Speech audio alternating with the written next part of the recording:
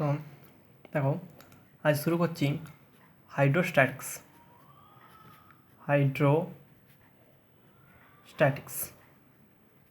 ওকে, দেখো hydro means water আর static means rest. অর্থাৎ এই পার্টে আমরা কোনো রেস্ট ওয়াটার সম্বন্ধে ডিসকাস করব। ঠিক আছে, বাংলায় হচ্ছে উদো স্থিতিবিদ্যা।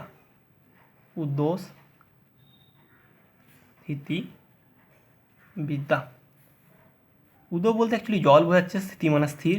ঠিক আছে, তো বেশি ইন্ট্রোডাকশন না দিয়ে চলে যাচ্ছি মেন টপিক। প্রথম টপিক আসছে প্রবাহী।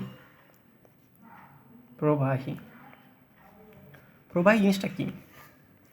প্রবাহী কিছুই নয়, প্রবাহী হচ্ছে যেটা প্রবাহিত হতে পারে। ঠিক আছে, ধরো সাপোজ এটা একটা সলিড, কঠিন, এ কি আর প্রবাহিত হতে পারে না? তাহলে কে প্রবাহিত হতে পারে? তরল, জল আরও বিভিন্ন রকম।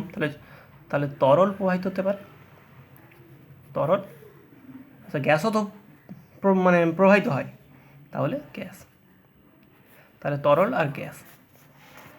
তো আমরা এই পার্টে বেসিক্যালি তরল নিয়ে আলোচনা করব। ঠিক আছে, জল তো তরল, জল আদৌ আরও বিভিন্ন রকম যেসব তরল আছে সেসব নিয়ে আমরা আলোচনা করব। ঠিক আছে, আচ্ছা আরেকটা জিনিস ইনফরমেশান দিয়ে রাখি। তো আমরা জানি কোনো একটা মেটেরিয়ালের মধ্যে, সেটা কঠিনই হোক কিংবা তরলই হোক কিংবা গ্যাসই হোক, তার মধ্যে বিভিন্ন এরকম অণু থাকে। এদের মধ্যে একটা বন্ধনের ফলে ধরো সাপোজ আমি একটা জিনিস বলছি, ধরো এই এরকম একটা কন্টেনার আছে, পাত্র, সেখানে তো আমার জল আছে।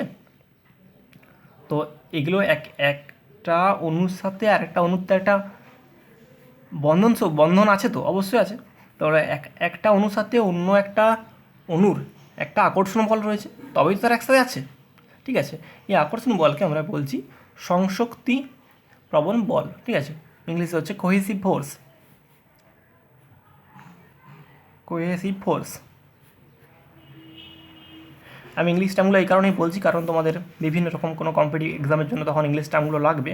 তো তোমরা বাংলার পাশাপাশি একটু ইংলিশ টার্মগুলো মনে রাখার চেষ্টা করবে। কোহেসিভ ফোর্স, বাংলায় বললাম সংশক্তি প্রবণ বল। সংশক্ত প্রবণ বল। ক্লিয়ার? তো আমাদের দেখো, যদি আমরা দেখতে যাই, আমাদের কোনো একটা কঠিন পদার্থ, ধরো কঠিন একটা পদার্থ, ঠিক আছে, তো কঠিন পদার্থের থেকে তরল পদার্থের সংশক্তি প্রবণজনিত বলটা নিশ্চয়ই কম হবে, আবার গ্যাসের আরও কম হবে। ঠিক আছে, যেহেতু কঠিন পদার্থ, যেহেতু আমি এই কথাটা এই কারণেই বলছি, একটা কঠিন পদার্থ তার একটা নির্দিষ্ট শেপ আছে। সাপোজ একটা কলম, এই একটা কলম, ঠিক আছে, এই কলমটা এর তো একটা নির্দিষ্ট শেপ আছে।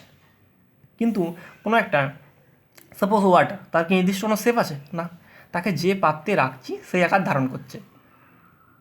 তাহলে আমাদের যখন একটা এই ধরো এই কলমটা, এর মধ্যে যে সমস্ত অণুগুলো আছে, এই অণুগুলোর মধ্যে একে অন্যের মধ্যে একটা আকর্ষণ বল অবশ্যই বেশি, তাই তারা একটা নির্দিষ্ট শেপ ধারণ করতে পেরেছে। ঠিক আছে, ধরো লিকুইড বা তরল, তার ক্ষেত্রে কি এই সংশক্তি প্রবণ বলটা কঠিনের থেকে কম, আবার গ্যাসের ক্ষেত্রে আরও কম। তাই গ্যাসের কোনো নির্দিষ্ট আকারও নেই, আয়তনও নেই। ক্লিয়ার? তরলের কঠিন পদার্থ কি নির্দিষ্ট আকারও আছে এবং আয়তনও আছে। তরল পদার্থ কি নির্দিষ্ট কোনো আকার নেই কিন্তু একটা আয়তন আছে, আর এর কি নির্দিষ্ট আকার আয়তন কিছুই নেই। ক্লিয়ার? তাহলে জায়গাটা হচ্ছে কি আমরা বুঝতে পারছি যে কঠিন, তার থেকে তরল এবং গ্যাস। ঠিক আছে, তো এই হচ্ছে ব্যাপার। নেক্সট টপিক, প্রথম প্রবাহী নিয়ে একটু আলোচনা করলাম। ঠিক আছে, নেক্সট আসছি ঘনত্ব। ওকে, দেখো ঘনত্বকে আমরা ডিনোট করি রো দ্বারা। প্রথমে এক্সপ্রেশনটা লিখে দিচ্ছি, তারপর ব্যাপারটা বোঝাচ্ছি। ইকুয়াল টু আমরা জানবো m/v। এমটা কি? কোনো একটা বস্তুর ভর, আর এটা কি? তার আয়তন। দুটো উদাহরণ দিচ্ছি। ধরো এটা ডেফিনেশনটা প্রথমে ব্যাপারটা বুঝো, তারপর দেখো। আচ্ছা সাপোজ দেখো v সমান যদি 1 হয়, তাহলে m সমান রো। তার মানে কি? একক আয়তনে যে পরিমাণ ভর থাকে, একক মানে এই যে ভিটা 1 করে দিলে, যদি v সমান 1 হয়, তাহলে এই পার্টটা তো 1 হয়ে যাচ্ছে না, তাহলে এটা সমান ওটা, তাহলে রো সমান কি m। ক্লিয়ার? তাহলে আমি দুটো উদাহরণ দিচ্ছি, শুনো। ধরো সাপোজ এরকম দুটা, এটা একটা ঘর, সাপোজ ভাবো এরকম একটা কিউব এঁকেছি, এটা একটা ঘর, আর এনতার একটা ঘর। আচ্ছা, এটা একটু ছোট্ট আঁকি বোঝার সুবিধার জন্য। আচ্ছা, এটা একটু বড় ঘর, এটা ছোটো ঘর। সাপোজ ধরো এখানে আমার কতগুলো এরকম ভাবো না মশা উঠছে, সাপোজ এখানেও 2-4টা মশা উঠছে, ঠিক আছে। দেখো এই দুটোর সাইজ কি একই? না, এই দুটোর সাইজ মানে আয়তন যেহেতু এক নয়, আমরা এই দুটো ধরো আমি সাপোজ বললাম যে এটা বেশি ঘন না এটা বেশি ঘন, তাহলে এই দুটো সাইজ যেহেতু আমাদের এক নয়, তাহলে আমরা কখনোই ডিটারমাইন করতে পারবো না যে এটার ঘনত্ব বেশি না এটার ঘনত্ব, মানে ব্যাপারটা কতটা ঘন। ওকে, ঘন এই জায়গাটা একটা মানে তোমরা ব্যাপারটা কী বলবো, মানে ফিজিক্সের টার্ম বাদ দিয়ে ব্যাপারটাকে বাস্তবের ধারণায় ভাবার চেষ্টা করো যে ঘনত্ব বলতে কতটা ঘন, ঠিক আছে। ঘনত্ব মানে কতটা কাছাকাছি আছে, এরকম একটা ব্যাপার। তাহলে আমরা যদি একটা কী করছি, এরও একটা একক আয়তন নিচ্ছি, জায়গাটা বুঝ ভালো করে, এরও একটা একক আয়তন নিচ্ছি এবং এরও একটা একক আয়তন নিচ্ছি, ক্লিয়ার। এবং সেই একক আয়তনে কতগুলো, ধরো সেই মশাগুলো সমস্ত মাসগুলো ডিটারমাইন করলে তাহলে একক আয়তনে কতটা মাস আছে সেইটার বিশেষে এই ব্যাপারটা করছি। নেক্সট, ঠিক আছে। তাহলে ঘনত্ব দেখো, ঘনত্ব একটা স্কেলার কোয়ান্টিটি, স্কেলার রাশি। তোমরা জানো যে স্কেলার রাশি তাকেই বলে যার শুধু মান আছে, দিক নেই, ঠিক আছে। এর যদি মাত্রা বের করতে চাও, দেখো রো এর মাত্রাকে জানো এরকম থার্ড ব্র্যাকেটে তোমরা লেখা হয়, ঠিক আছে। মাস মানে এম, আর ভি মানে কী হবে, ভলিউম মানে এল কিউব, মানে দেখো এম L⁻³ ক্লিয়ার। এই হচ্ছে আমার ঘনত্ব হলো। এবার দেখো সাপোজ যদি আমাদের চাপ মানে কি প্রেসার, চাপ এবং হচ্ছে ধরো টেম্পারেচার, ঠিক আছে, চাপ এবং প্রেসার এবং টেম্পারেচার এই দুটোকে যদি আমরা চেঞ্জ করি তাহলে ঘনত্বের কিছু পরিবর্তন হবে কি?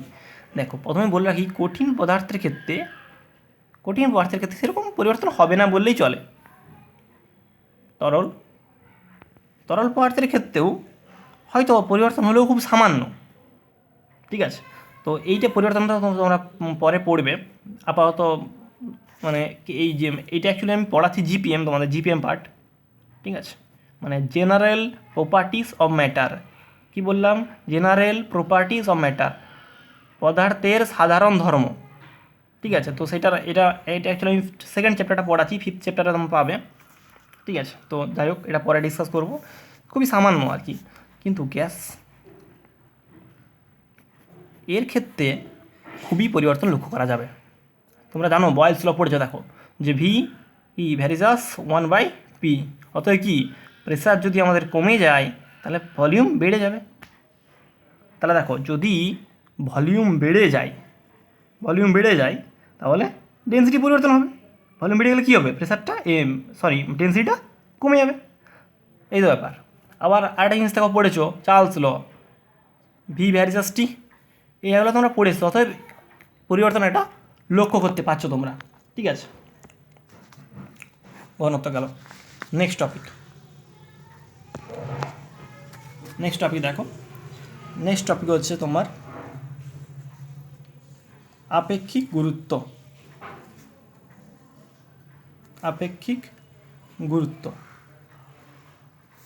হ্যাঁ, এটা ঘনত্ব বা ডেন্সিটি, ইংলিশ টার্মগুলো জেনে রাখো, কাজে লাগবে। ডেন্সিটি, ওকে। আপেক্ষিক গুরুত্ব বা স্পেসিফিক গ্র্যাভিটি,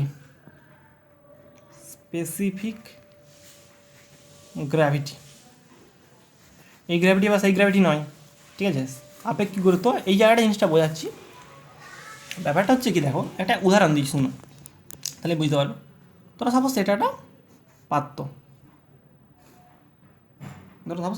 ঠিক আছে, এখানে কিছুটা জল আছে। ব্যাপারটা হচ্ছে ধরো একটা যে কোনো একটা বডি মানে একটা কোনো একটা অবজেক্ট, এরকম একটা সলিড কোনো একটা মেটেরিয়াল, ঠিক আছে, তাকে আমি এখানে ডুবানোর চেষ্টা করছি। ধরো একে যদি আমি এখানে ফেলে দিই, ধরো সাপোজ এরকম কন্ডিশনটি হয়ে থাকলো, ক্লিয়ার। তাহলে এই বস্তুটা দেখো কিছুটা অংশ ডুবে গেল এবং কিছুটা অংশ বাইরে বেরিয়ে আছে। এই আপেক্ষিক গুরুত্বটা অ্যাকচুয়ালি বোঝাচ্ছে এর কতটা অংশ ডুবে আছে এবং কতটা অংশ বাইরে বেরিয়ে আছে। ক্লিয়ার? একটা উদাহরণ দিচ্ছি, ধরো সাপোজ আমি বললাম আপেক্ষিক গুরুত্ব 0.2 সাপোজ। তার মানে আমি কী করে বুঝবো যে এর কতটা অংশ ডুবে আছে এবং কতটা অংশ বাইরে বেরিয়ে আছে? তা 0.2 ইন্টু 100 কত, তাহলে কত হচ্ছে? 100% অ্যাকচুয়ালি, তাহলে কত হচ্ছে? 20% মানে 20% ডুবে আছে আর 20% ডুবে আছে। ঠিক আছে, 20% এটা হচ্ছে ইন ওয়াটার, জলের ভিতরে আছে। অ্যান্ড অ্যানোদার 80% এটা হচ্ছে জলের বাইরে আছে। ক্লিয়ার? এটা হচ্ছে এখানটা হচ্ছে 80% জলের বাইরে। এবারে জায়গাটা একটু, এটা তো ব্যাপারটা এর মানে গুরুত্বটা, এর ফিজিক্যাল কনসেপ্টটা বোঝালাম। এবার জিনিসটা বুঝো যে আপেক্ষিক গুরুত্ব, সেটাকে আমরা ধরো সাপোজ লিখছি স্পেসিফিক গ্র্যাভিটি, তো তাই একে এস দ্বারা। এস জিনিসটা হচ্ছে কি আমার মানে এই যে ধরো এখানটা যেমন তোমাদের লিখেছিলাম যে রো সমান m/v, এই যে ম্যাথমেটিক্যাল এই যে এক্সপ্রেশন, সেরকমই ব্যাপারটা। তাহলে এর ম্যাথমেটিক্যাল এক্সপ্রেশন হচ্ছে রো মানে ডেনসিটি অফ অবজেক্ট, এটা তো একটা অবজেক্ট, এটা একটা বস্তু, এই বস্তুটাকে তো ডুবাচ্ছি, তাহলে সে তার ঘনত্ব divide by rho of water. মানে কি, দুটা ঘনত্বের অ্যাকচুয়ালি অনুপাত। ক্লিয়ার? দুটা ঘনত্বের অনুপাত। তাহলে দেখো এর কি আর একক থাকবে, ইউনিট থাকবে কি না? আর ঘনত্ব কেটে যাচ্ছে তো, ঘনত্ব কেটে যাচ্ছে তো এটার সঙ্গে, তাহলে ইউনিট থাকছে না। আর ডাইমেনশন মানে মাত্রা, ডাইমেনশন থাকছে না, কেটে যাচ্ছে তো। তার মানে দেখো ইউনিটলেস ডাইমেনশনলেস একটা কোয়ান্টিটি, এটা হচ্ছে আপেক্ষিক গুরুত্ব। ক্লিয়ার? এইটা হচ্ছে ম্যাথমেটিক্যাল এই ব্যাপার।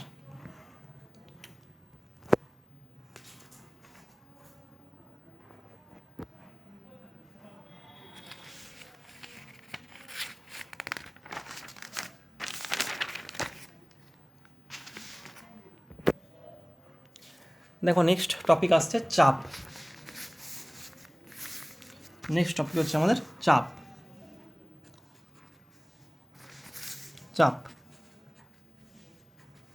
দেখো চাপ মানে তোমরা পড়ে এসছো অ্যাকচুয়ালি কি, বল বাই ক্ষেত্রফল, তাই তো? ছোটোবেলায় পড়ে এসছো চাপ সমান বল বাই ক্ষেত্রফল।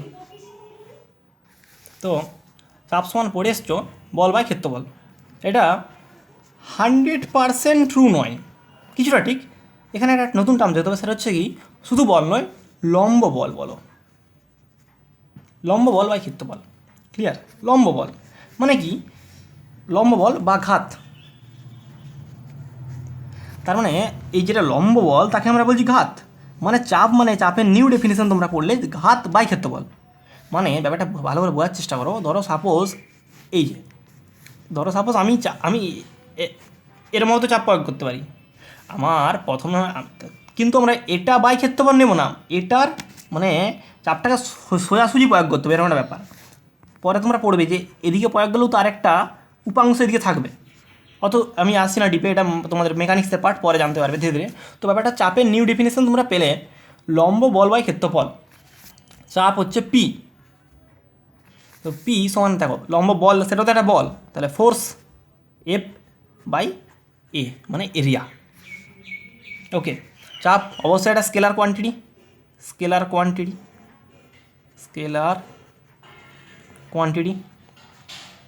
ক্লিয়ার? আর চাপের মাত্রা কী হবে, এফের মাত্রা কী হয়, m/L(T⁻²) ডিভাইডেড বাই এ মানে কি এল স্কোয়ার, পি এর ডাইমেনশান সমান দেখো তাই m(L(1) T⁻²). ক্লিয়ার? আচ্ছা, এই যে ডাইমেনশান এই জায়গাগুলো যদি বুঝতে না পারছো, তোমরা যখন মেকানিক্স পার্ট পড়ানো হবে যে বলের মাত্রা কী করে এটা হলো, এই জায়গাগুলো পরে জানতে পারবে। ঠিক আছে, এবারে তাহলে দেখো একটা জিনিস দেখো, তার মানে এই প্রেশারটা অ্যাকচুয়ালি ফোর্স বাই এরিয়া।